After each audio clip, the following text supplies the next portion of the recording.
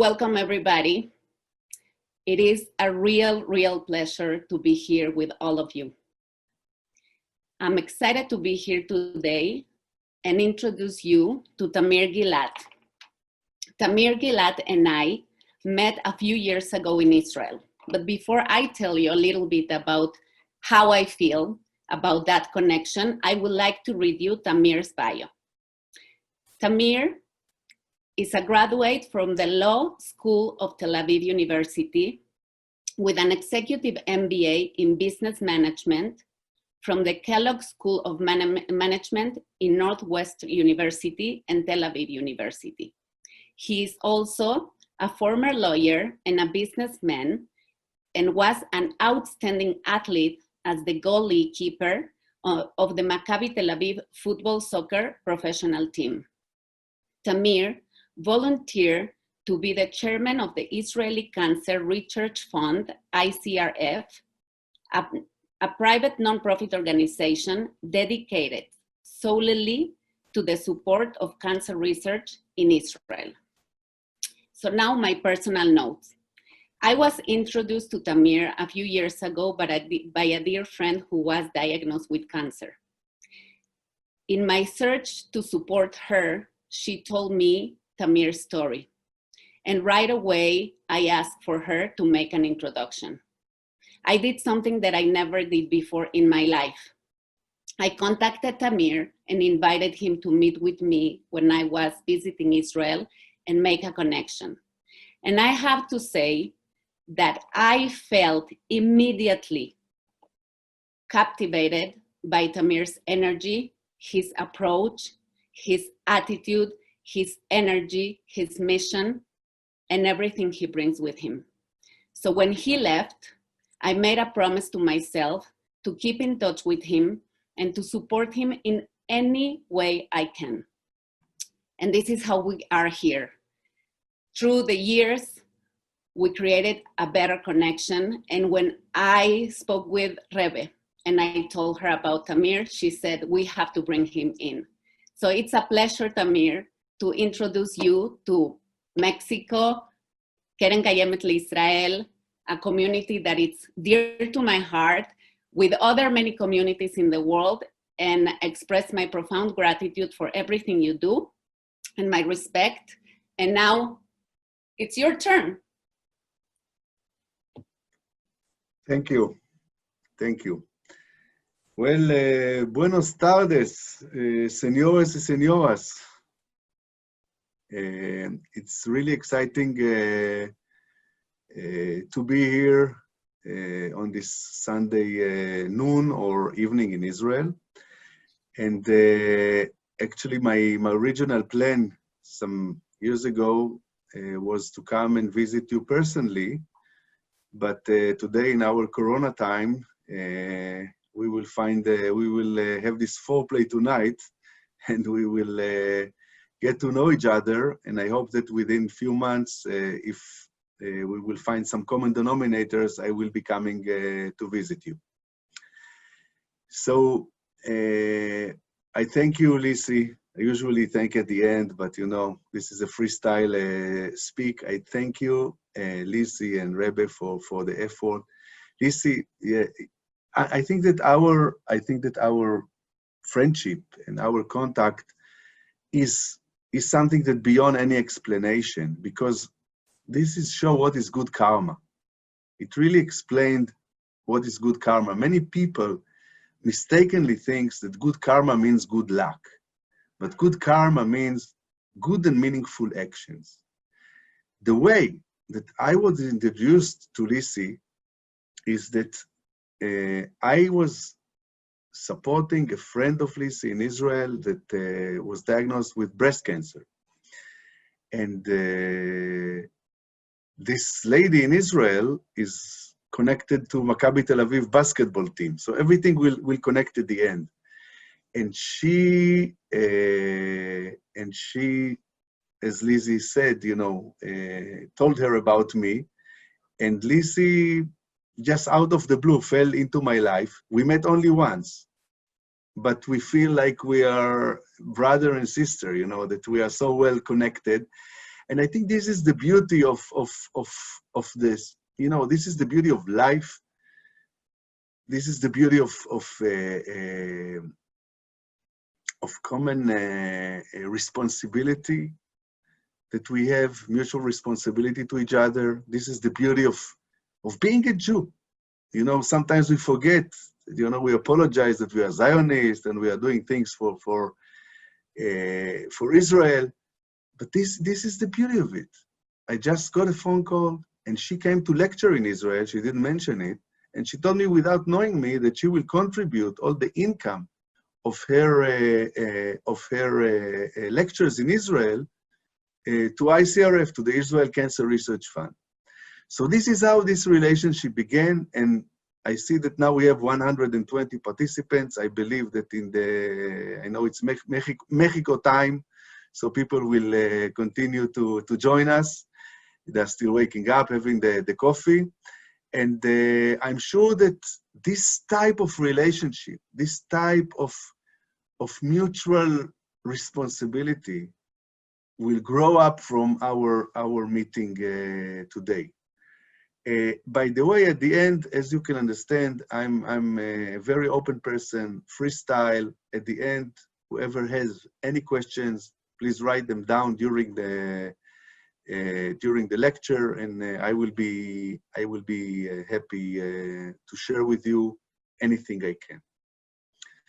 Okay, so now let's get serious. 9 years ago, I received my death sentence. Actually, 9 years and 4 months.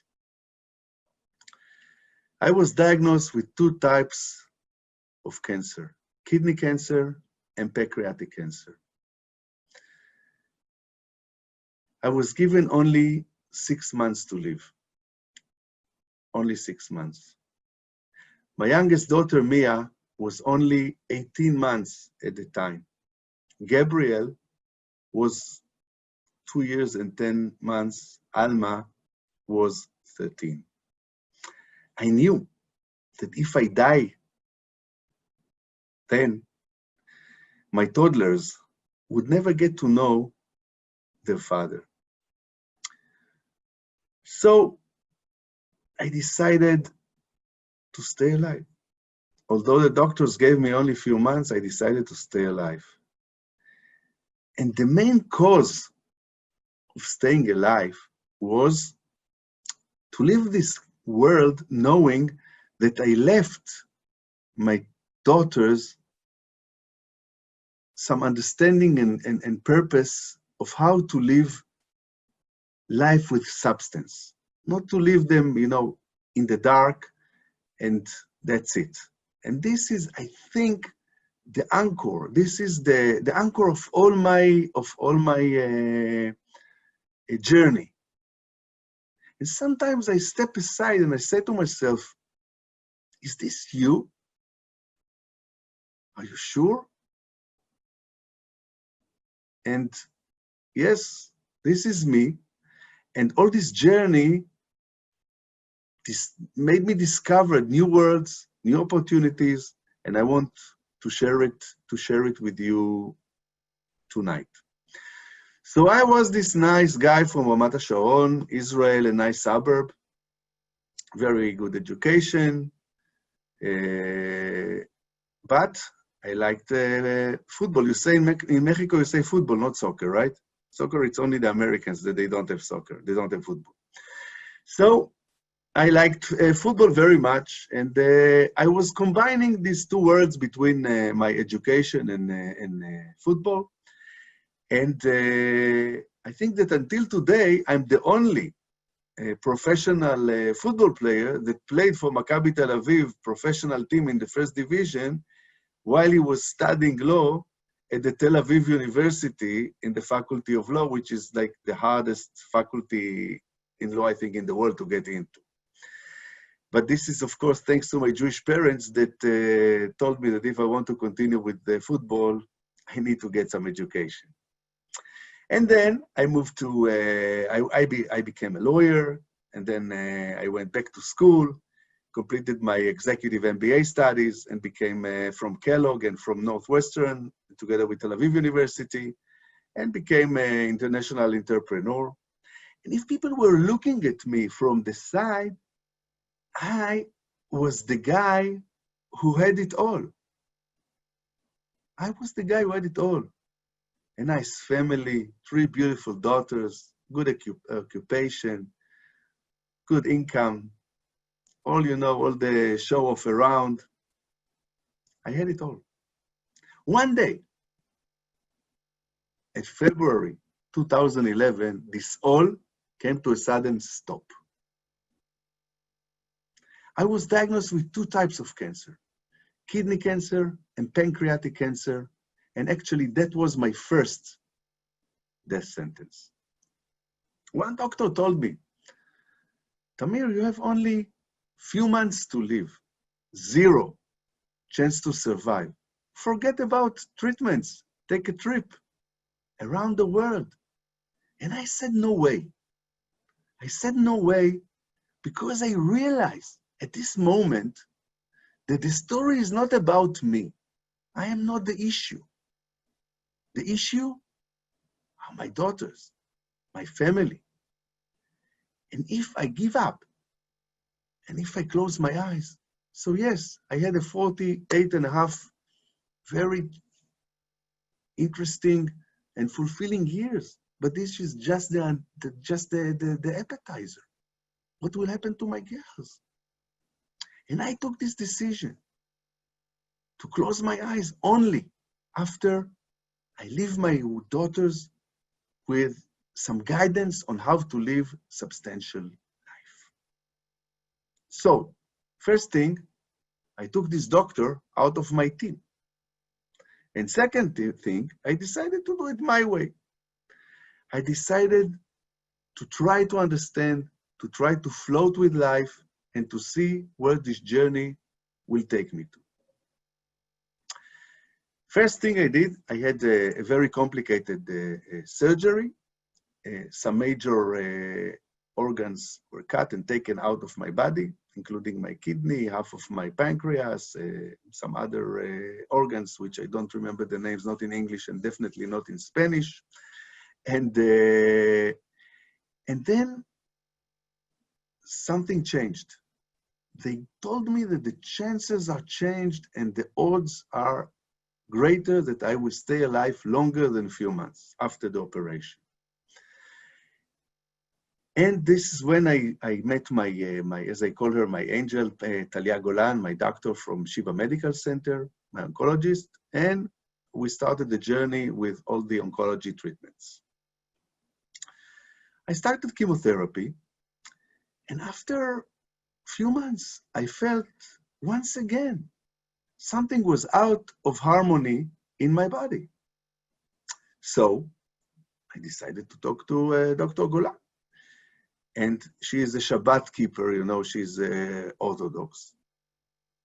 So it was Saturday morning. I said, no, I will wait until the evening. Although she gave me permission to call her 24/7, it's not that urgent. I'll call her at night. I waited that Shabbat will go out, and I called Talia. And I told Talia, listen, I have good news and bad news. She said, always start with the good news. I said, okay, the good news are that I don't need any more chemotherapy.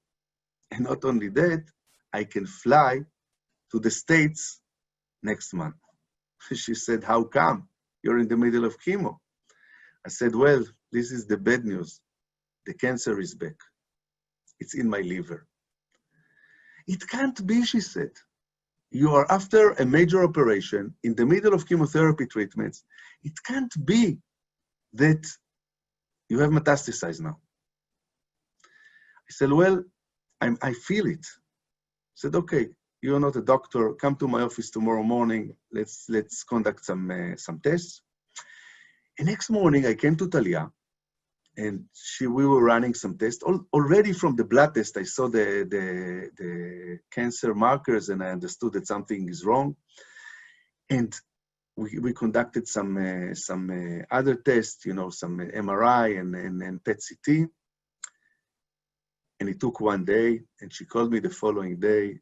She asked me to come to her office. When she told me that I need to come to her office, I realized, I told her, listen, I understand that you're having bad news, that the cancer is really bad.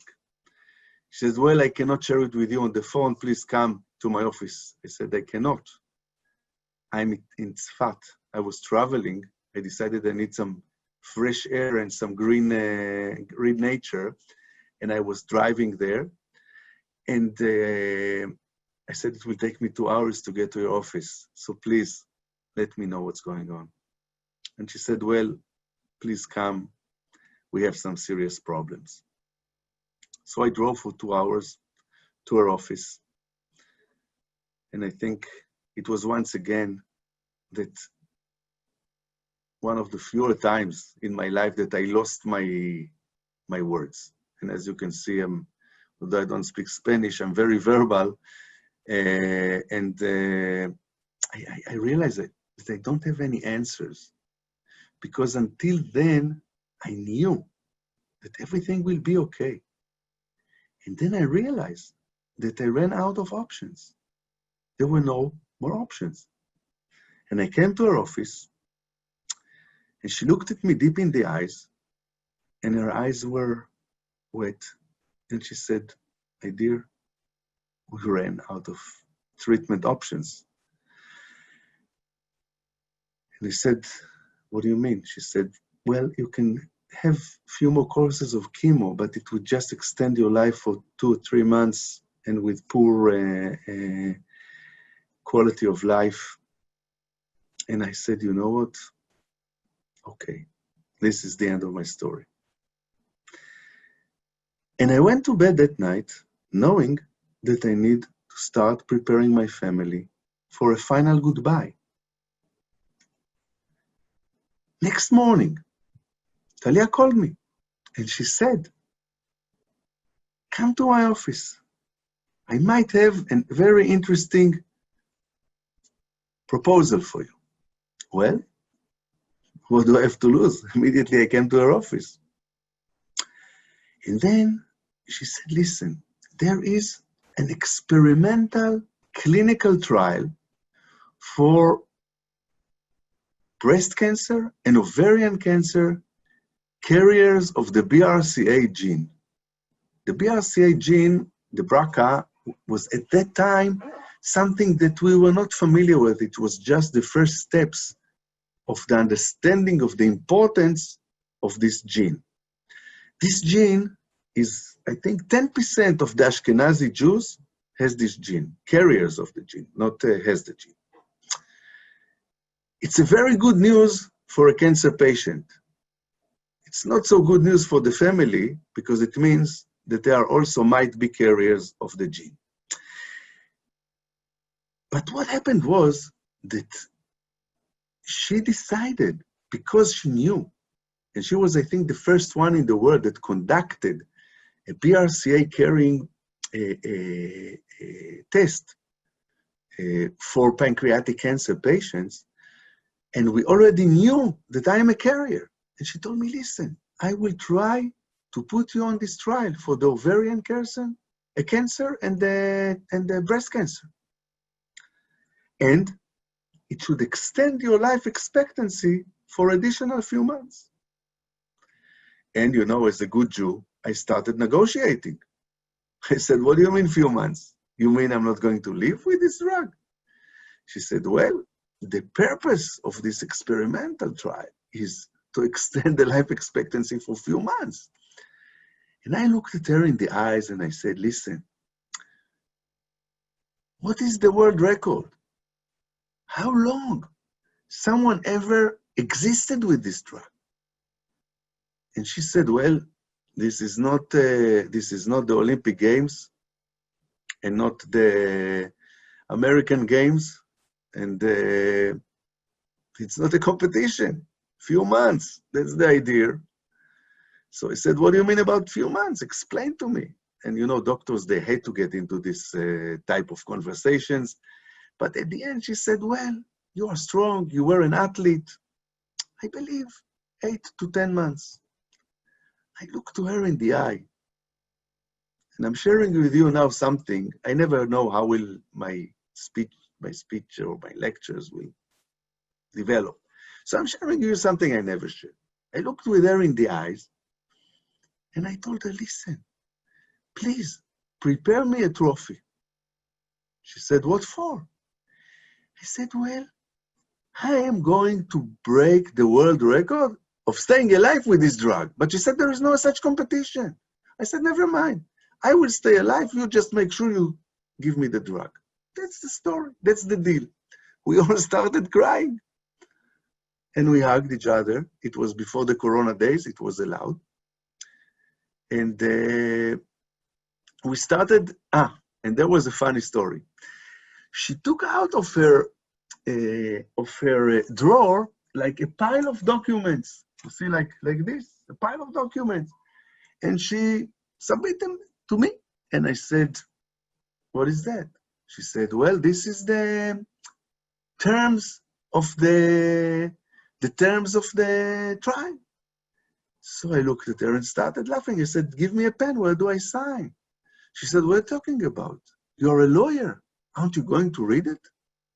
I said, well, considering the fact you just told me I have only a few months to live, you think I'm going to waste my precious time reading these boring legal documents? I'm signing. I'm starting now.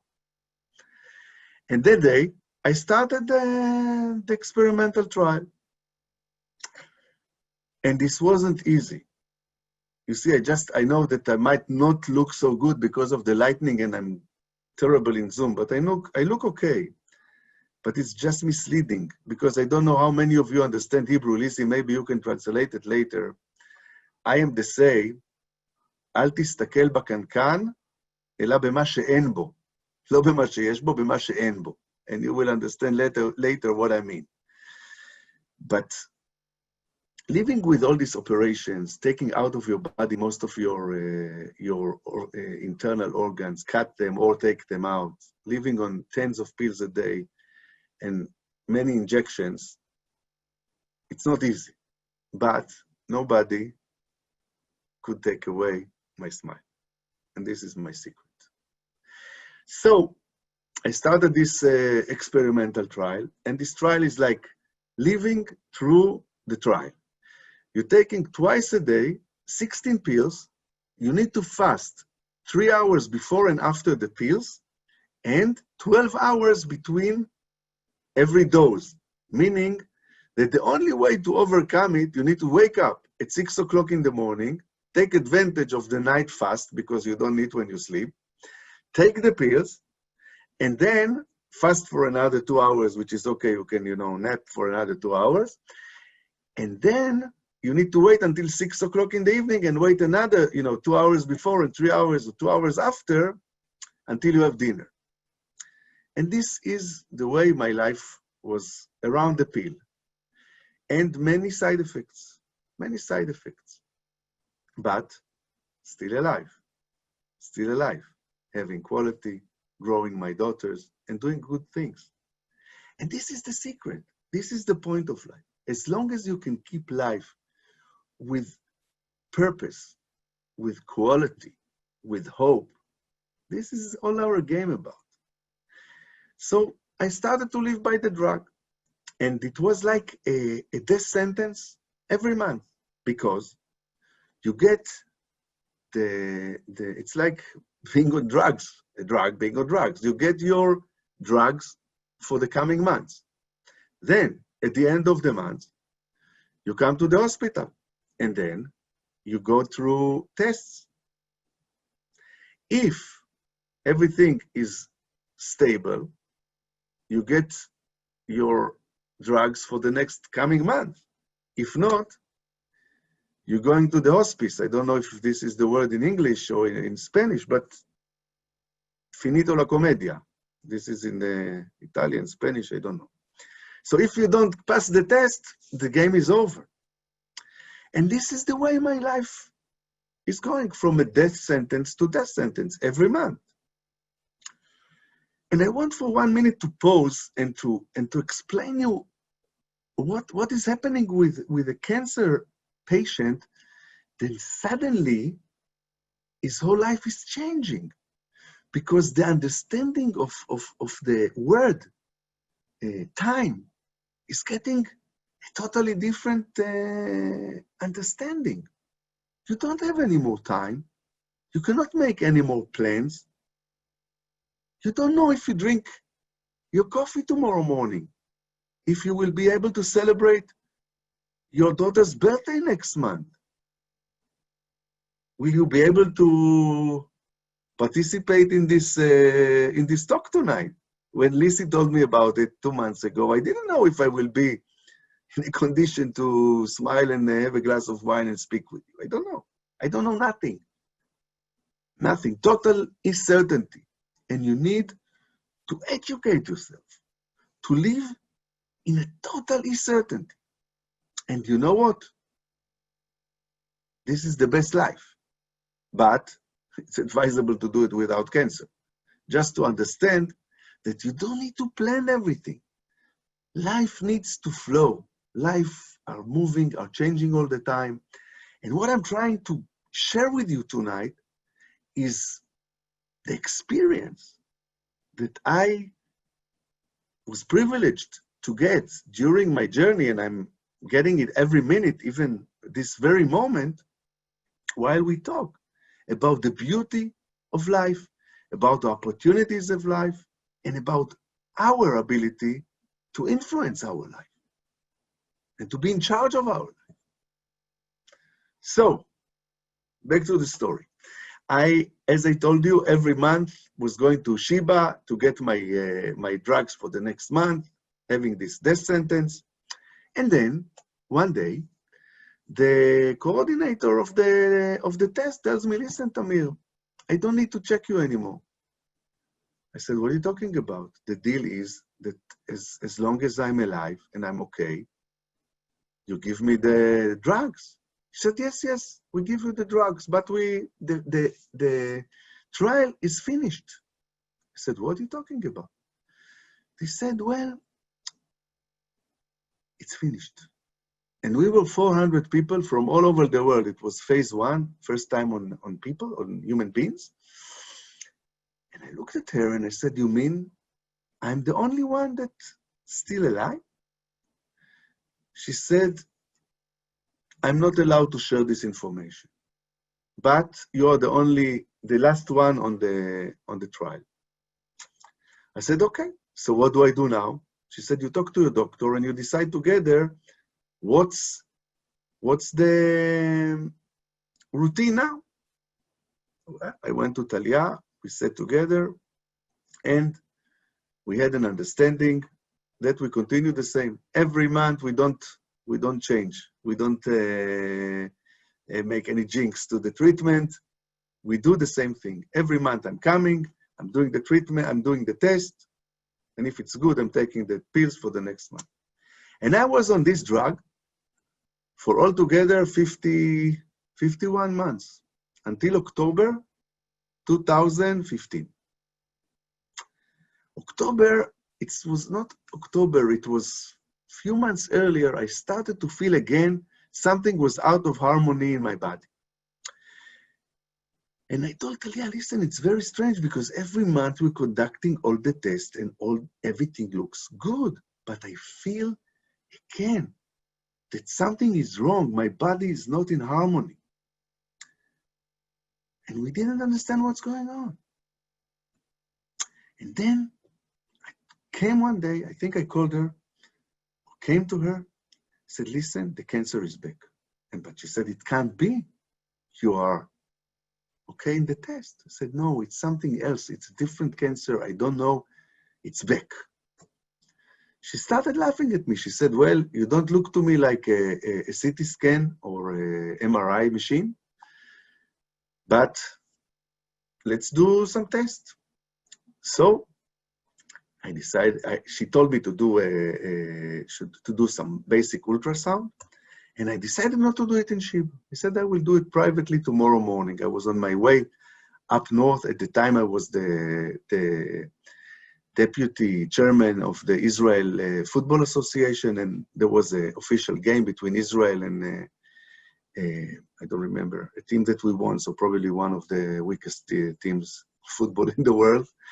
And I said, okay, on the way to Haifa, to Sami Ofer Stadium, I will stop in Herzliya and conduct, there is a private hospital there, I will conduct the test. I came to the ultrasound, and I told the doctor, listen, I have cancer in my spleen. He said, what? How do you know where is your spleen? I said, I don't know, but I feel it. He said, okay, lie down. You are too excited. And then he starts, like testing me. And he said, what about the liver?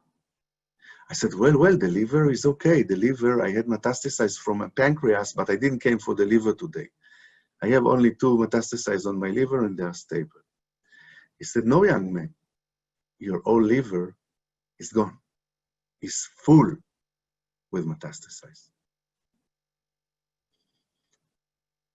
And that was again a moment of total shock. And then he continued. He said, now I go to your spleen. I said, well, you don't have a spleen. It's just one big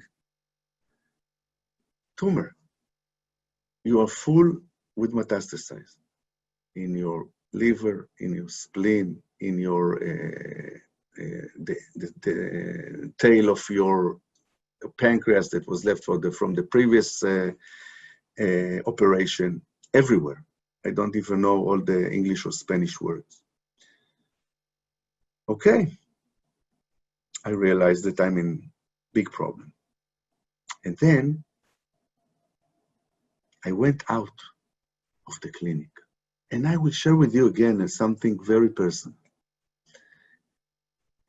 I think it was one of the most complicated, inspiring, threatening moments of my life, because this medical center in Herzliya is in front of the Mediterranean Sea, and I know that many of you, big supporters of Israel have been to Israel. So, when you go out of the institute and you look at the sea, there is only the sea, water, that's it, until the destiny. And I was standing there, feeling very stupid because I needed to wear a costume. I needed to wear a suit because there was this official game and I needed to go to the game. And I was standing in front of this sea. And I asked myself, what do I do now? And I have 2 options. Go north to Haifa to join the national team for the game, or go back home to the opposite direction.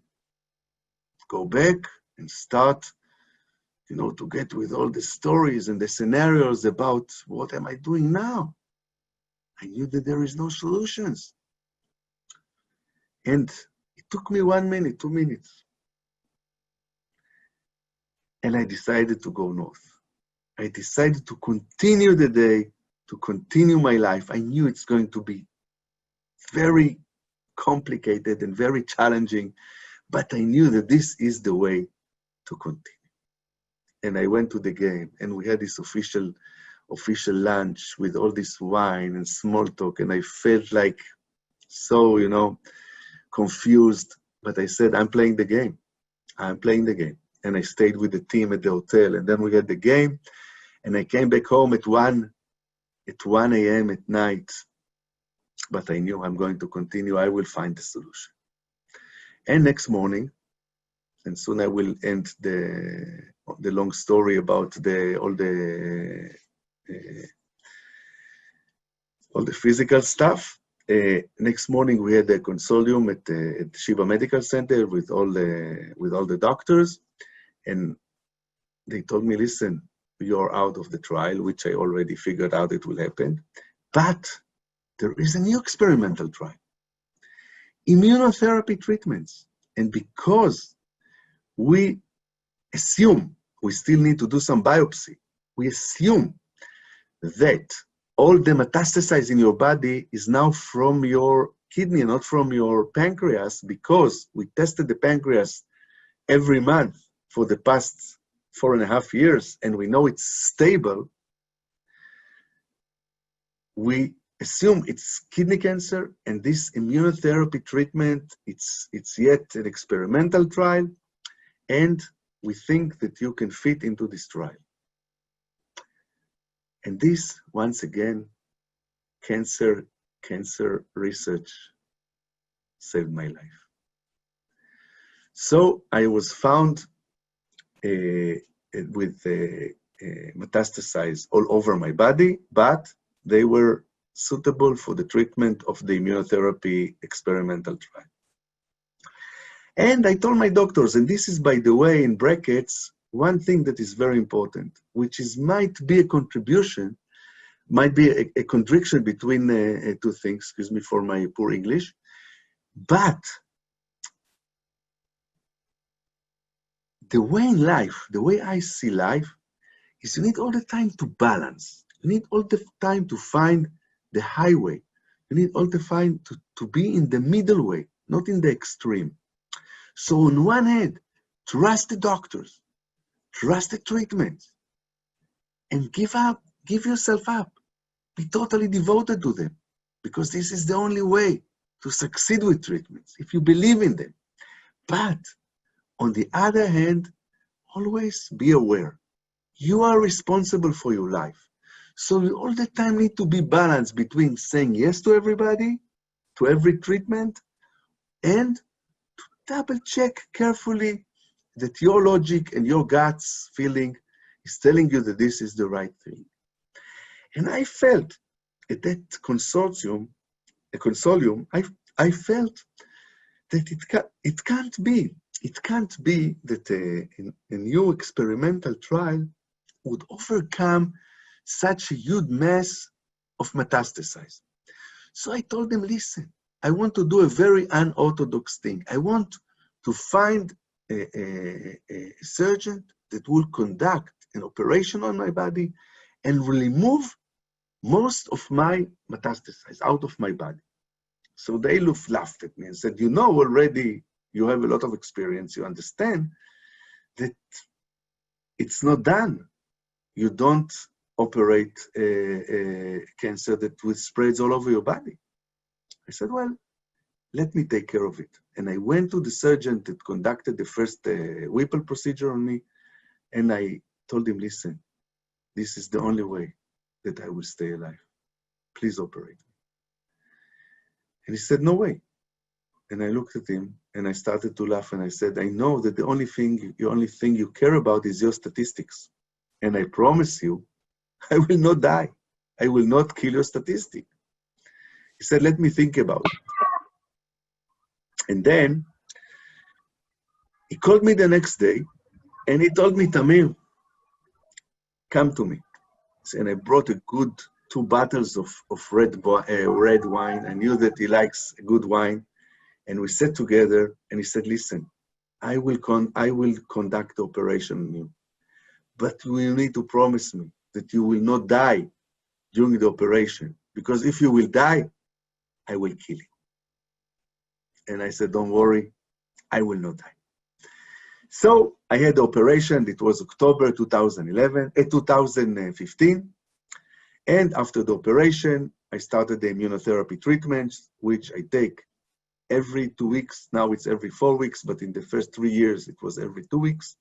Now it's every 4 weeks until today. Actually, my last treatment was 4 days ago. And again, as I said, cancer research saved my life. So this is about sharing with you my personal health situation. And as you can imagine, I can smile, but as I told you, many days or many hours through every day are not so easy. But I'm here, alive and kicking, growing my daughters, and feeling so satisfied with the beauty things that this world has to offer us. So I was giving, and Lizzie was part of it, she remember, I was giving a TED lecture back in January 2nd. And this TED lecture made me, I don't know if this is the right word, please correct me, Lizzie, but like purify all my journey into 12 minutes. So you see, I can talk for a long time, but they forced me to do it in 12 minutes. And what I realized, that during these 9.5 years of this crazy roller coaster life that I'm having, that I developed something. I developed this way that I wanted to live for my 3 daughters. And this was my first step. If you remember, I told you that I told the doctors that I will not close my eyes until I will have something substantial to live for my daughters. So what is this way? People think it's a secret. Well, my dear friends, it's not a secret. I don't have any secret. As you see, I'm like an open book. Even I talk too much. It's a way. And what is this way? This way is the composition of 3 G's that I like to call my TGs. The T is for Tamir. And the G's are goals, giving, and gratitude. By setting goals, by giving to others, and by developing gratitude and grateful feeling for everything we do, we can develop the best life ever. So let's jump between the G's. The first G, my first G is goal. And actually this is the main G that I wanted to share with you today, but I see that I already spoke too much. Lizzie, give me some signs if I'm talking too much. So, my first goal is G. My first G is goal, sorry. My first G is goal. And what is my goal? My personal goal is the Israel Cancer Research Fund. Back in 2011, about May or June, I was just after the chemo, I was starting the biological trial, you know, the PARP inhibitor. And my wife, Keren, told me, listen, we are invited to a parlor evening. People will lecture about the ICRF, Israel Cancer Research Fund. I laughed and I said, listen, look at me. I'm 30 pounds less, like 20 kilos less. I feel so weak. I cannot go to social events. You go with your friends. She came back so excited. And she said, listen, ICRF, the Israel Cancer Research Fund. And what they do is that they support, they finance philanthropically all the cancer research in Israel for the past 45 years. And how it's being done, all cancer researchers in Israel have kind of an open competition, an open house. It doesn't matter which hospital or which university or which cancer institute they came from. They can come and apply for a grant from ICRF. And we have only 3 conditions. One condition, the researchers has to be Israelis. Second conditions, the research must be held in Israel. And third condition, the decision who are the researchers that will get the grant are being taken care of by a peer review in North America, in the United States, to make sure that there is no prejudice, that everybody has a fair chance. No personal acquaintance between the peer review and between the researchers. And we have a peer review of a platform of 50 top cancer researchers from North America that every year voluntarily examine and give grades to all the applications, to all the grants applications that we have, by average between 150 to 200 a year. And they do only one thing. They learn them, they have discussions about them, And at the end of the day, they give them a mark, a grade. And what happens? That at the end of this peer review session, you have a pile of 200 applications that getting grades. The top 50 are the winners. The top 50 are the dream team, the dream team of the Israeli cancer research for the same year. So every year, for the past 45 years, we are putting together the dream team of the cancer researchers of Israel. Philanthropically, we have no rights of the IP. We have no payback, nothing. And you know why? Because the whole idea that is standing for ICRF, and I'm sure without knowing you personally, that each and one of you it's his philosophy about life. I'm sure that it's your education, that it's the way that you brought up your kids and your families and your friends. The purpose of ICRF is to do few things. First of all, to stop the brain draining phenomena from Israel. You know that 70% of the Israeli scientists and researchers are not in Israel. They are traveling abroad because we don't have here enough money to finance the research. So, first goal, first reason to support ICRF is to keep the brains, the brilliant brains of the Israeli researchers in Israel. And it's not only them, it's them and it's the people that work with them. So you're talking about hundreds and thousands of people that are supporting research in Israel. That's one thing. Second, we keep Israel strong. And I know that this is cause important to each and one of you. We keep Israel strong. We keep Israel with high quality of research.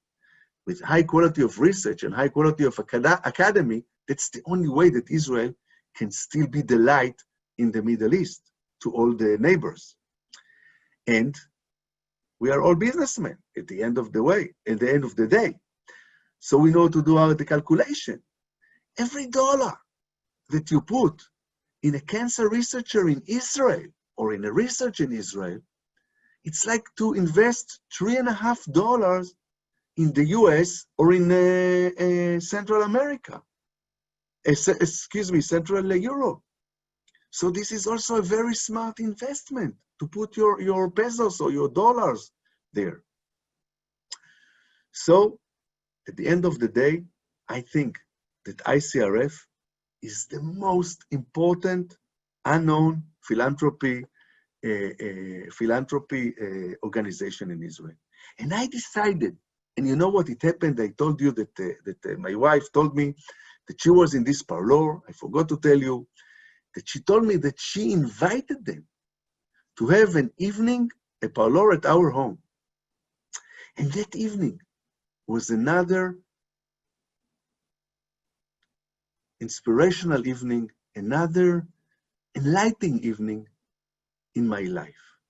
I was standing there in my garden and I saw these two young cancer researchers that were talking about the new developments, about the great things that the researchers in Israel do. And on the other hand, I looked at my friends and I saw that they understand what this researcher is talking about, but they don't really understand. So they were exciting about the story, but they didn't realize that cancer research is happening here and now, this very moment. And then I realized that I have the key to explain to people the importance of cancer research. Because I am the rat lab. I am the rat lab that jumped out of the aquarium to talk to you and to show you that I'm smiling, that I have eyes, that I have ears, big nose. You can touch me, you can feel me, you can hear my voice. And I am the rat lab that thanks to cancer research, I'm still alive. Thanks to cancer research, I was able to see my daughter's bat mitzvah last month. And hopefully the next bat mitzvah next July, hopefully. And I'm privileged that I get to know you, each one of you, personally. And hopefully in the near future, in Mexico City and in other places in America. And this is thanks to cancer research. So this is my goal. My goal is to convey the message that it is our mutual responsibility as a society to support cancer research for the future of us, of our kids, and of the next generation. So this is my first G, the goal. The next one will be shorter, I promise. The second G is giving. And definitely there's a lot to do with my goal. I realize in my journey that by giving to others, this is the most rewarding thing one can do. And it started, again, like with ICRF, it started by mistake. You have to understand, when I was diagnosed, my life was finished, gone. All my business was gone. All my future was taken. All my present was taken. And I needed to reinvent myself. I didn't know how to walk. I couldn't wear my clothes because they were 5 sizes bigger than me. And I couldn't plan anything. And slowly, day by day, and until today, I learned how to reinvent myself again and again. So, this giving thing, what happened was that cancer patients started calling me. In the beginning, it was only a few. Very gently, someone was calling me, listen, Tamir, we have this friend that has pancreatic cancer. Can you please talk to him? Can you please talk to the family? And I said, of course. Slowly. It started with 2 a month, and then 3 a week. And now it's between 10 to 20 a day. People are calling me and they ask for mental support. They ask for advice, for medical advice, for just an inspiration, for something. I don't know. Whatever they want, I give them. I don't know, never, what will happen in the conversation. But I know one thing. I'm there 100%, 24/7, even when I'm in treatments, even when I'm in terrible agony. If a cancer patient or his family is calling me, I forget everything. I'm there to share with him, to hug him, and I'm telling you that this is the most rewarding feeling that I ever felt. And not only that, I'm sure deep down inside that part of the reason that I'm still here is the energy that I'm getting back from giving to others. So I encourage you all to find your own way to take care for others. It can be a cancer patient. It can be a hungry kid that has no family. It can be your old neighbor. Any third party.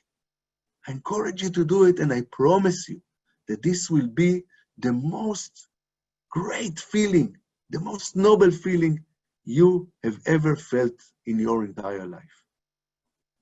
I've escorted hundreds of cancer patients in my life. I think that the destiny of becoming a mental support to cancer patient was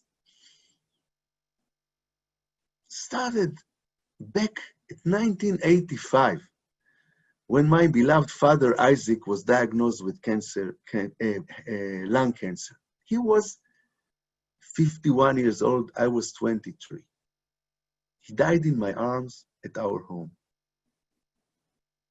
And I think that this 7 months that I was privileged to be with him, to nurse him, to take care of him, although I was already the first goalkeeper of Maccabi Tel Aviv and a law student in Tel Aviv University, I left everything aside and was taking care of my father. I think this is one of the most important lessons that I ever got in my entire life. And my destiny as a mental supporter to cancer patient was started back then. As I told you, during those years that I'm sick, and I'm a cancer patient. I escorted hundreds of cases. The most complicated and heartbreaking one was of my wife, Keren. My wife passed away 3 years ago, minus 2 weeks. In 2 weeks, it will be 3 years. At my arms, she had a breast cancer, metastasized breast cancer. And definitely you can understand that it wasn't not an easy journey and not an easy life to live together, two terminal cancer patients under one roof with two toddlers, two young babies. But yet, we found our ways, and I found a way how to structure and to build up the life again and again and again.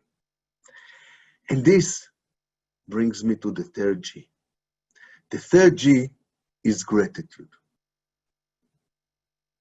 Just gratitude. Just being thankful for everything we have. And I'm not a naive person, believe me. I know that each and one of you has his own stories and his own complication and his own bad moments during the day, during the hour, and during his life. But the only way to be able